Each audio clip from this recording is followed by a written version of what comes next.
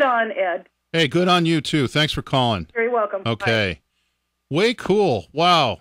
I have had some fantastic calls already. I was so worried about not having enough to talk about, but like I said at the beginning of the show, you can't shut me up.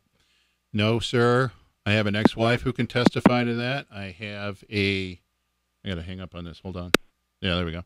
I have some old girlfriends who can attest to that. And as I previously mentioned, my lovely roommate who just rolls her eyes. God bless her soul that she puts up with all my rambling. I have been told Kev has been waiting on line one since 25 after. Sorry. Kev, you there?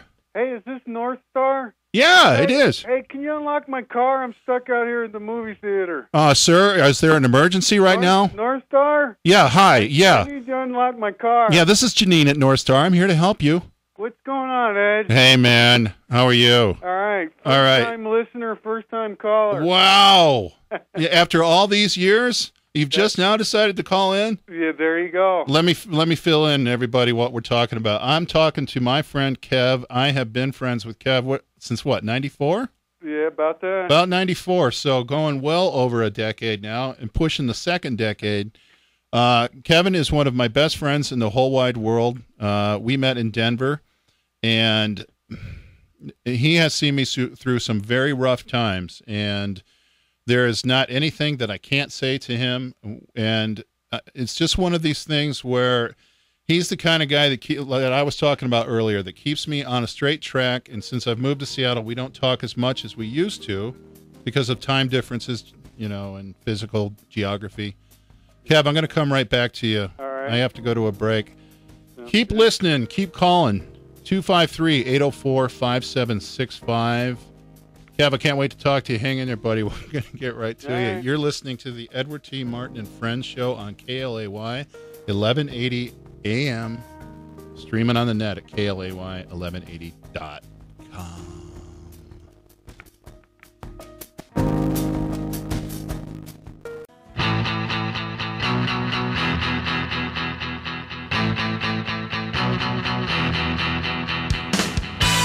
Get it on. Hey. Yeah, I couldn't resist that one. The Corolla-ism there. Get it on. Woo! Get it on. Kev, you there? I'm here. Yeah, so welcome back. This is Edward T. Martin and Friends on KLAY 1180 AM. And I am talking to one of my oldest friends in the whole wide world, Kevin. Hey, I heard you mention Star Trek 2. Yeah. That's getting to be about my speed. Would that come out about 10 years ago? Exactly. I think I just saw the second Batman the other day, so I'm catching up, man. A running joke with me and Kevin is I'm a huge movie fan, and that's something I didn't even get to. I want to talk about music, movies, life in general, but I'm a huge movie fan, and there was a period in my life there where as soon as something came out, I was seeing it at the theater. I was going to the theater about 5 days a week, and I really didn't have anything else going on except going to the movies. Now, my life is pretty full these days, and it's good full. It's good full. I'm doing a lot of things. People are helping me. I'm helping people. I got a job, all that good stuff. I'm spending a lot of time sitting, moving nowhere in traffic on 520. We've covered some of that already. So, yeah. I heard you mention the traffic in Denver, and I have typically a 10-minute drive, and even on Saturday, it took me to get from my house to my shop where I'm talking to you from now. It took 40 minutes. Whoa.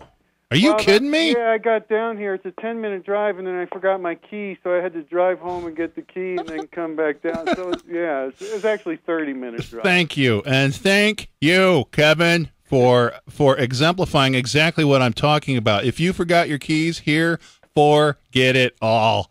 Ugh. You would just miss a whole day's worth of work. That's all that would happen. You would forget your keys, get to work, try to get back home, get your keys, go back again. Hey, guess what? Day's over. It's taking you that long just to get there. Why? All right, sorry. So, Kevin, so I would see a movie every time it came out. Kevin would see a movie 10 years after it came out. It was about 10 years after the first Batman movie came out, and Kevin and I are standing out front one day, and we're talking, And Kev goes, "Hey, man, I just saw the Batman movie." And I'm like, "You mean the one with George Clooney?" "Huh? George Clooney?" "No, Michael Keaton." I'm like, "Michael Keaton? That's the first Batman movie." He's like, "Yeah, isn't that what that is?" I'm like, "Yeah, it's the first movie." "What are you talking about? You just saw it." He goes, "I just saw it. It was a good movie." And you had literally just seen it, right? Yeah. Yeah.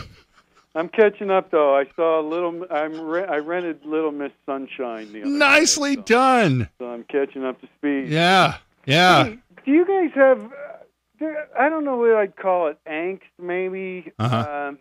Oh, around here? Yeah, there's some people like I was walking down the mall the other day, and kids. It's mandated for your diet here. You have to. Right. I'm sorry. I don't know if I'm getting older or what, but kids are just freely swearing, and it seems kind of like things are getting a little out of hand. Yes, I think so too. And trust me, I'm pretty. I use the curse words. Pardon me. I dated a girl one time who corrected me on the word cuss.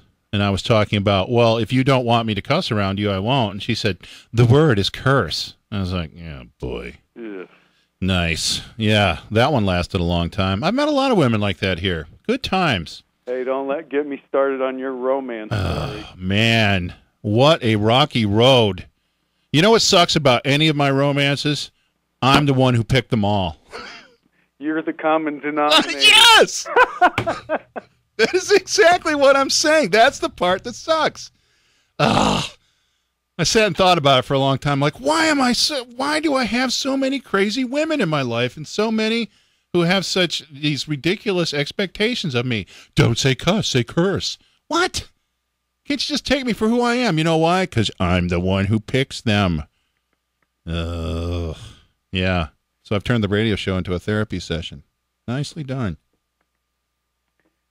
All right. Yeah. And we come to a screeching halt.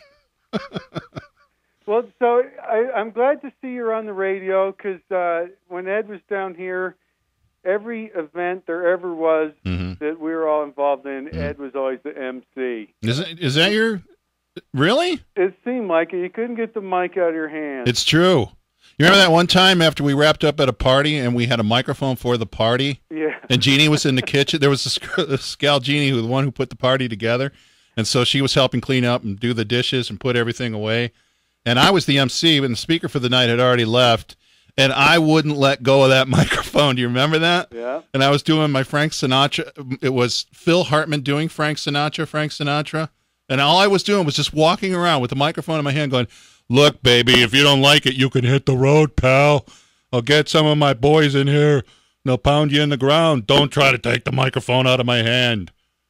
And Jeannie was just like, oh, God, Kevin, can you please just... She was in pain, man. That was good. Yeah. Yeah. So that's a good sponsor you got going there. Yeah. The anonymous sponsor. Yes. Bringing things to you anonymously. That's funny. Since an undetermined date for an undetermined time in undetermined ways. Because how do you like being on the mic there? I love it. I was so worried that I wasn't going to have enough to say. I was practicing on the way down in the car. I was talking out loud in the car, which, was nothing different for me anyway.